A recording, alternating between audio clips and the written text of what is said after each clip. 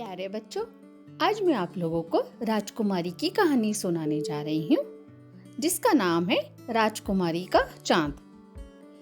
एक समय की बात है, एक राजा की नन्ही लाडली बेटी आसमान से चांद तोड़ लाने की जिद कर बैठी, पर जिद पूरी ना होने के कारण वह खूब रोई और बुरी तरह बीमार पड़ गई।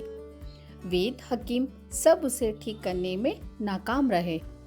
अंत में पुत्री प्रेम में भावुक बने राजा ने यह घोषणा करा दी कि जो व्यक्ति उसकी बेटी के लिए चांद तोड़कर लाएगा उसे वह धनवान बना देंगे।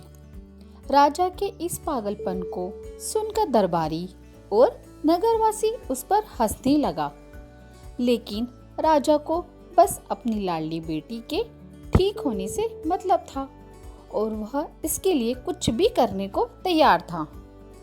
नगर में रहने वाले एक बुद्धिमान व्यापारी से राजा का दुख देखा नहीं गया।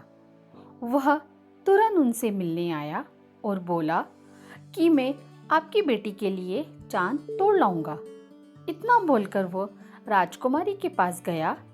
उसने नन्ही राजकुमारी से कहा, चांद कितना बड़ा है? राजकुमारी ने जवाब दिया, मेरी उंगली की मोटाई जितना। चूंकि मैं अपनी उंगली उसके आगे रख देती हूँ तो वह दिखता नहीं है।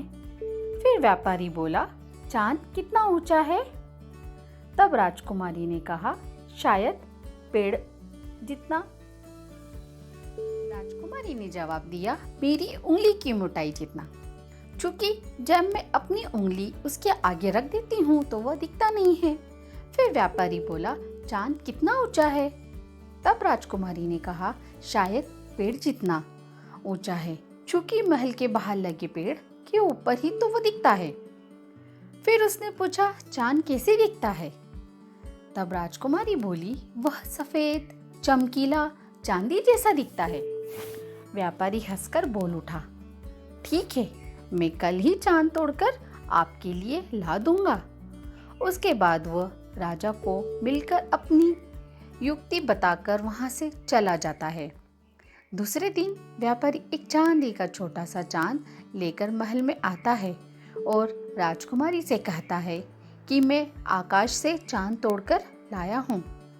राजकुमारी चांद देखकर खुशी से उछलने लगती है और फिर दिन भर उसके साथ खेलती है। अपनी जिद पूरी होने से उसकी तबीयत भी ठीक हो जाती है। पर बावजूद उसके राजा को एक चिंता थी। उन्होंने कहा, अगर राजकुमारी ने खिड़की के बाहर आसमान में चांद देख लिया तो वह फिर से उदास होगी। तब व्यापारी ने कहा कि उसके पास इसका भी समाधान है। वह राजकुमारी के पास गया और खेल खेल में पूछा, आपको पता है जब किसी बच्चे का दांत टूट जाता है तो क्या होता है? हाँ, दूसरा दांत निकल आता है। राजकुमारी बोली, बिल्कुल सही। अच्छा, जब कोई चांद तोड़ लेता है तो पता है क्या होता है? व्यापारी ने पुचकारते हुए कहा।